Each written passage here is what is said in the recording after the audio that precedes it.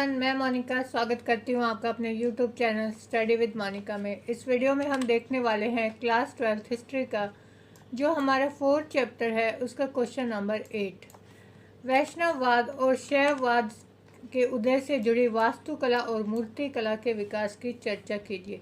इस चैप्टर में हम बात कर रहे हैं 600 शताब्दी ईस्वी पूर्व से 600 ईस्वी का जो समय था, उस समय पर जो वैष्णववाद, जो विष्णु धर्म को मानने वाले, विष्णु को मानने वाले जो लोग थे, और जो शैव धर्म था, जो शिव की पूजा करते थे जो लोग, उनसे जुड़ी वास्तुकला और मूर्ति कला का किस तरह से विकास हुआ इस समय में, वो हम देखेंगे इस प्रश्न में।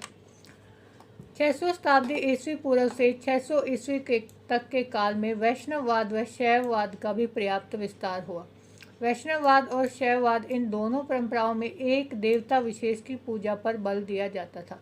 देखिए, जो वैष्णववाद है इसमें और शैववाद है, इसमें एक देवता की पूजा के ऊपर बल दिया गया। जो वैष्णववाद है वो किसकी पूजा पर बल देता है? विष्णु के जो अवतार हैं उनकी।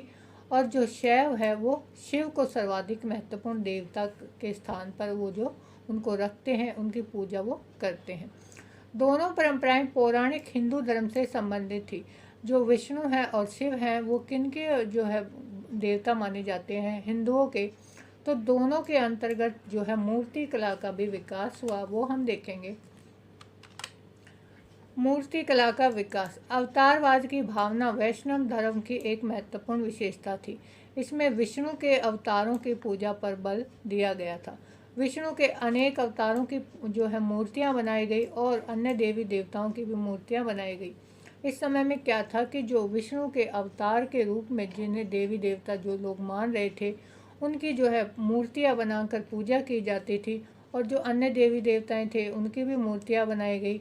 जैसे शिव हैं, शिव का चित्रांकन प्राय हम किस रूप में करते हैं? उनके लिंग के रूप में, प्राय मनुष्य के रूप में उनकी मूर्तियां भी बनाई जाती थी। लेकिन शिव को जो है हम लिंग के रूप में पूजते हैं, लेकिन उनके अगर हम वैसे देखें तो मानव रूप में भी उनकी मूर्तियां हम देखते हैं। सभी चित्रों का आधार क्या था? देवी देवताओं से जुड़ी मिश्रित अवधारणाएं। देवी देवताओं की विशेषताओं और उनके प्रतीकों का चयन उनके वस्त्र, आभूषण, बैठने की मुद्रा के द्वारा किया जाता था। जो भी देवी देवताओं की हम पूजा करते थे, उनको किस तरह से हम देखते थे कि भाई किस तरह के उनको वस्त्र पहनाए गए हैं, किस तरह के आभूषण बनाए गए हैं, उनके बैठने की मुद्रा जो है वो क्या है। अगर हम शिव को देखें तो वो उनकी जो बैठने की मुद्रा है वो अलग होती है। अगर हम जैसे देवी लक्ष्मी को देखें तो उनके बैठने की मुद्रा अलग है। तो इस तरह से देवी देवताओं की जो बैठने की मुद्रा थी, उनके आभूषण थे, उनके वस्त्र थे, उनके प्रतीकों का चयन किया गया था। ऐसा प्रतीत होता है कि देश के भिन्न भिन्न भागों में विष्णु के भिन्न भिन्न रूप लोकप्रिय हो गए थे,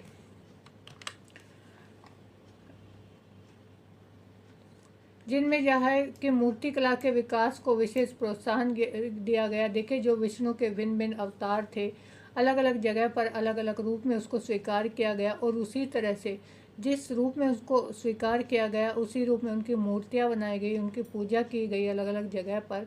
विभिन्न इतिहासकार इन मूर्तियों से जुड़ी कथाओं का भली भांति अध्ययन करके ही उनके वास्तविक अर्थ को समझने में सफल हुए, क्योंकि अलग अलग जगह पर अलग हम एक ही भगवान के अलग अवतार देखते हैं, तो उनसे जुड़ी जो है कुछ न कुछ कहानियाँ, कथाएँ होती हैं जो साहित्य के द्वारा ही हमें प्राप्त होती हैं। जब हमें उस साहित्य को पढ़ते हैं तब हम ये जान पाते हैं कि ये जो कथाएँ हैं वो किस भगवान से संबंधित हैं।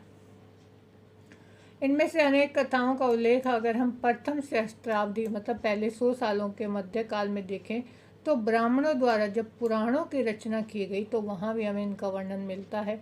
अब जो पुराण है उनकी रचना किस में की गई थी? संस्कृत भाषा के श्लोकों के रूप में इन पुराणों की रचना की गई थी। परंपरा के अनुसार जो पुराण थे उनको क्या था कि उनको ऊंची आवाज़ में पढ़ा जाता था, ताकि जो सभी जन हैं, जो साधारण लोग हैं, वो उनको सुन सके। क्योंकि जो महिलाएं होती थी या जो शूद्र लोग होते थे, उनको पुराणों को पढ़ने की अनुमति नहीं थी, लेकिन वो उसको सुन सकते थे। इसलिए जो पुराण है उनको ऊंची आवाज़ में सुनना पढ़ा जाता था, ताकि जो और लोग हैं उनको वो सुन सकें। व्यापारियों, पुजारियों व सामान्य स्त्री पुरुषों के एक स्थान से दूसरे स्थान पर आवागमन के परिणाम स्वरूप उनके विश्वास और अवधारणाओं के परस्पर आदान प्रदान जो है होता रहता था। 600 शताब्दी ईस्वी पूर्व से 600 ईस्वी का जो समय था उसमें हम देखते हैं कि अलग अलग जो है नए नए नगरों का भी उद्भव हुआ था। तो जो लोग हैं, चाहे वो व्यापारी हो, पुजारी हो, या फिर जो महिला हो, पुरुष हो, वो चाहे व्यापार करने के लिए या फिर धार्मिक कार्यों से एक जगह से दूसरी जगह पर जाते थे, तो वो एक दूसरे के जो विचार थे, अवधारणाएं थी लोगों की, उनके विश्वास थे, उनसे भी प्रभावित होते थे और उनके विचारों का जो आदान प्रदान है वो भी होता था। तो जैसा कि पहले ही उल्लेख किया जा चुका है कि अगर हम वासुदेव कृष्ण को मथुरा क्षेत्र के क्या मानते थे, एक महत्वपूर्ण देवता मानते थे, किंतु धीरे धीरे उनकी पूजा का विस्तार जो है वो लगभग पूरे देश में हो गया था। जो कृष्ण थे वो जो है मथुरा क्षेत्र के पहले महत्वपूर्ण देवता माने जाते थे, लेकिन जिस तरह से जो लोग हैं वो एक जगह से दूसरी जगह पर आवागमन कर रहे हैं, तो उनके जो विचार हैं, उनकी भावनाएं हैं, उनका भी विस्तार होता है। तो इसी तरह से जो भगवान कृष्ण जो थे वो भी पूरे जो है पूरे देश में उनका जो है पूजा जाने लगा था। उनकी जो है पूजा को लोग ये मानने लगे थे कि वे जो कृष्ण है, और कृष्ण को किसका अवतार माना था, विष्णु का। तो इस तरह से वास्तुकला का भी विकास हुआ। उसमें क्या था कि मेनली अगर हम देखें तो मंदिरों का निर्माण करवाया गया। देखिए, हम अपने देवी देवता जब भगवान किसी को मानते हैं तो उनकी मूर्तियाँ बनाते हैं। अब उन मूर्तियों को स्थापित करने के लिए जिन जगहों का निर्माण करवाया गया उन्हें हम क्या कहते हैं, मंदिर। उल्लेखनीय है कि विचाराधीन काल में देवी देवताओं के निवास के लिए अनेक मंदिरों का निर्माण करवाया गया। मंदिरों की दीवारों पर सुंदर भित्ति चित्रों को उत्कीर्ण करवाया गया। जो मंदिरों की दीवार थी उन पर भित्ति चित्र मतलब दीवारों के ऊपर चित्र उत्कीर्ण है ये। उत्कीर्ण मतलब कि पत्थरों में, लकड़ियों में जो दीवारें थी उनमें जो भगवान की मूर्तियां हैं, तो इस तरह के जो चित्र हैं वो छपवाए गए, उत्कीर्ण करवाए गए। कालांतर में जो मंदिर थे वो स्थापत्य में महत्वपूर्ण उनका विकास हुआ। मंदिरों में क्या होता था कि विशाल सभा स्थल भी होता था, ऊंची दीवारें, सुंदर तोरण द्वारों का निर्माण किया जाने लगा। अगर हम सांची के स्तूपों को देखें तो वहाँ कितने जो है ऊंचे ऊंचे तोरण द्वारों का निर्माण करवाया गया है। कुछ मंदिर जो थे उनमें जलापूर्ति का भी प्रबंध किया जाने लगा। इस काल की स्थापत्य कला अधिकांश रूप में क्या थी, धर्म अनुप्रणीत थी, मतलब धर्म से जो है यह संबंधित थी। जो लोग हैं वो धर्म, देवी देवता हैं, हिंदू धर्म को जो मानने वाले लोग थे वो अपने भगवानों को पूजने लगे थे, उनके लिए मंदिरों का निर्माण करने लगे थे, उनको सजाया जाने लगा था मंदिरों को। इस काल में जो अनेक मंदिरों का निर्माण हुआ उसमें देवगढ़ का दशावतार मंदिर, भूमरा का शिव मंदिर, नचना का पार्वती मंदिर, भीतर गांव का मंदिर अपनी उत्कृष्ट कला के लिए उल्लेखनीय है। उत्कृष्ट कला का मतलब क्या है कि वहाँ पर बहुत सुंदर ही जो है मूर्तियाँ और कलाकृतियाँ बनवाई गई हैं।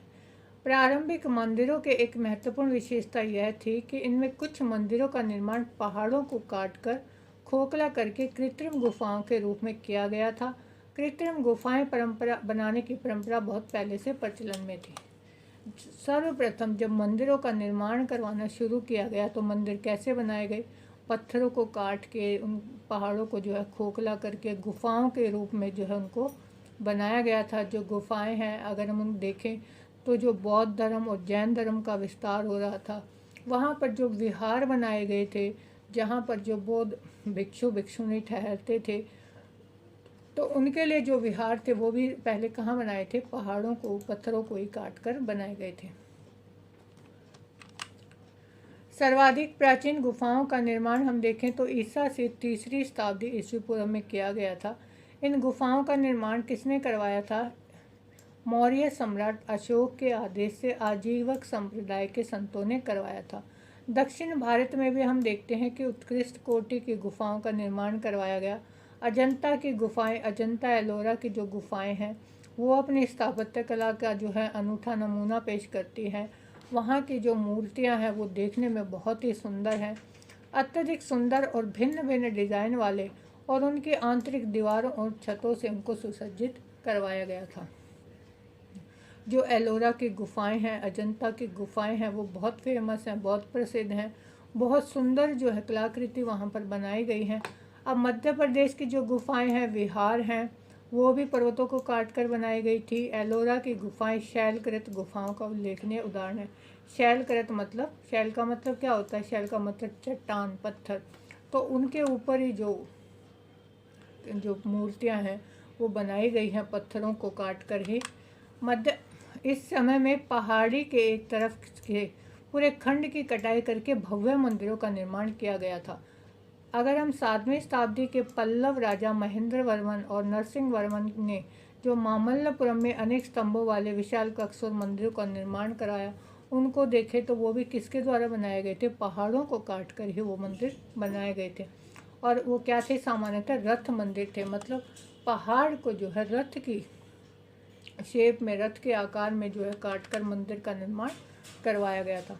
इस परंपरा का सर्वाधिक विकसित रूप हमें देखने को मिला 8वीं शताब्दी में। एलोरा का जो कैलाश मंदिर है उसकी आकृति कैसी है? रथ के आकार की, जिसे पूरी पहाड़ी को काट कर उसे मंदिर का रूप एक दिया गया है। इस प्रकार यह कहना उचित होगा कि वैष्णववाद और शैववाद के उदय ने मूर्तिकला और वास्तुकला के विकास को अत्यधिक प्रोत्साहन दिया था। कि जिस तरह से वैष्णववाद आया, विष्णु को मानने वाले जो लोग थे, शैववाद जिसमें शिव को मानने वाले लोग थे, उस समय में जब भगवान को मानने का जो प्रचलन चला, लोग देवताओं के रूप में इनकी पूजा करने लगी, तो मूर्तियों की स्थापना की गई। फिर उसके बाद जो है मंदिरों का निर्माण किया गया। तो खूब जो है इस मूर्तिकला और वास्तुकला को जो है उस समय पर प्रोत्साहन मिला था। नेक्स्ट क्वेश्चन के लिए देखिए हमारी नेक्स्ट वीडियो और चैनल को ज़रूर सब्सक्राइब कर लीजिए और बेल आइकन को दबाना ना भूलें ताकि नोटिफिकेशन आपको हमारी वीडियो की मिलती रहे।